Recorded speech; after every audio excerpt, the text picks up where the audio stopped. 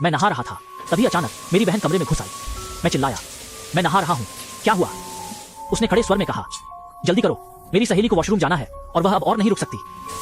मैं बाथरूम से उत्तर देते हुए बोला, ठीक है ठीक है। नहाकर जब मैं बाहर आया तो मैंने देखा कि मेरी बहन अकेली सोफे पर लेटी हुई है। मैं हैरान होकर पूछा, तुम्हारी सहेली कहाँ है? उसे वॉशरूम नहीं जाना था क्या? इस पर मेरी बहन और भी अधिक हैरान होकर पूछने लगी, सहेली कैसी सहेली? तुम पागल हैं क्या? लिविंग रूम में तो हमेशा से मैं अकेली थी। मुझे नहीं पता कि मेरी बहन मुझे जानबूझकर डरा रही थी या उसने जो कहा वह सच था, लेकिन उसके बाद मैं पूरे 2 महीने तक अकेले सो नहीं पाई। मैंने मम्मी पापा के कमरे में जमीन पर बिस्तर लगाकर ही सो पाई। एक रात अचानक जागने पर मुझे लगा कि मैं सपना देख रहा हूँ। मैंने देखा कि एक सफेद कपड़े पहने महिला मेरे बेडरूम के दरवाजे के पास खड़ी होकर मुझे घूर रही है और मैंने डर के मारे चिल्ला दिया।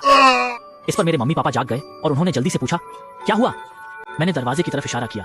उन्होंने हैरानी से कहा, वहां कुछ नहीं है। मुझे और अधिक भय महसूस हुआ। लगातार उस दिशा में इशारा करता रहा। कहा, एक महिला है, लंबे बालों वाली। पिताजी निराश होकर लाइट ऑन करने गए। मैंने आंखों से देखा कि प्रेतात्मा मेरे पिताजी के माध्यम से निकल गई। उन्हें कुछ महसूस नहीं हुआ। लाइट जलने पर वह महिला लुप्त हो गई। कुछ माह बाद हमने मकान बदला। सामान पैक करते समय मैंने एक महिला की छवि देखी जो कुछ परिचित सी लगी। जब मुझे स्मरण हुआ कि मैंने यह कहाँ देखा था, मेरे भीतर एक शीतल सिहरन दौड़ गई। कहीं यही वह महिला तो नहीं जिसे मैंने उस रात देखा था? मैंने सहमते हुए पिताजी से पूछा कि इस चित्र में कौन है? मेरे पिताजी ने कहा, यह मेरी दादी की युवा अवस्था की तस्वीर थी। उन्हें मैंने कभी नहीं देखा था। पिताजी के अनुसार वो जल्दी ही स्वर्ग सिधार गई थी। सच्चाई जानकर मैं अब भी बहुत सहमा हुआ था। उस दिन से कई रातों में मैंने फिर भी आंखें खोलने का साहस नहीं किया। सिर्फ आंखें बंद करके सोना जारी रखा